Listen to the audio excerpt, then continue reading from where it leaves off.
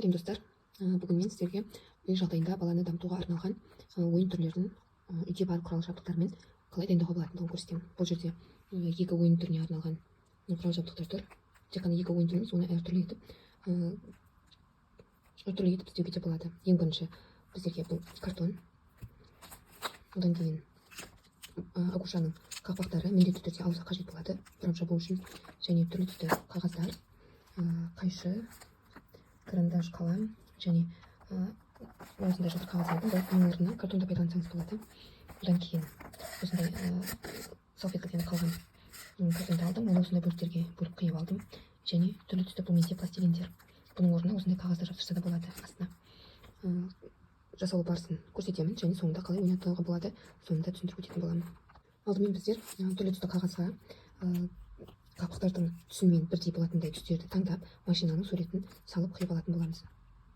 Мен осы үш түсті таңдадым. Енді бірдей көлемде машинаның суретін салып қиып алатын боламын. Осындай машинаның суретін салып қиып алдым.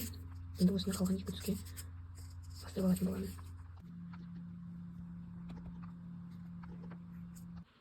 Енді бұл жерде орындарын анықтап, дөңгелектерінің ортасынан тесетін жерін белгілеп аламыз. Бұл жақтан біздер мына нені үлкілетін боламыз, агушаның басын үлкілетін боламыз. Мұрталарына осылай белгілеп алдым. Енді бұл жерде қашы көмегімен тесіп шығатын боламын. Онан соң бұл секілді үлкейтіп жан жағын кеңейтіп аламын. Мен барлық 6 тескіден түгел тесіп шықтым, және бұның бетіне қағаз жапсыратын боламын. Оны да сәйкестендіріп тесіп шықтым. Мен ақ қағазды осының бетіне жапсырамын, және әр машинаның суреттерін орындарына осылай жасап қоятын боламын. Астыңғы жағынан агушаның басын қиып алып осылай өткізіп қоясыздар. Бұл жағынан шығып тұрады. Одан кейін бала осы түстердің ішінен сәйкес келетін түсті алып, осы жерге осылай қадайды.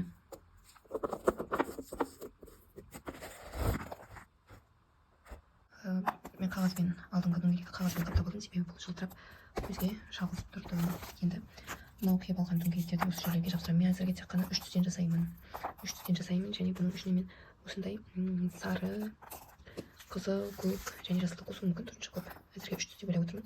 Ішінен салып қоямын, және осыдан дөңгелек шар жасаймын. Бұл менде пластилин осындай, және бұны жасағаннан кейін бұл қатып қалады. Бұдан дөңгелектер, кішкене дөңгелектер жасап қатырып қоятын боламын. Одан кейін әрбір дөңгелекті түстеріне қарай бөліп ажыратып салу керек болады. Дөңгелектерді жапсырып, ішіне осылай пластилиндерді орнатып шықтым. Енді мынау сияқты шариктерді жасайтын боламын. Менде осындай дүние шықты. Кішкентай балапанмен бірге ойнаған видеоны да салып қоятын боламын.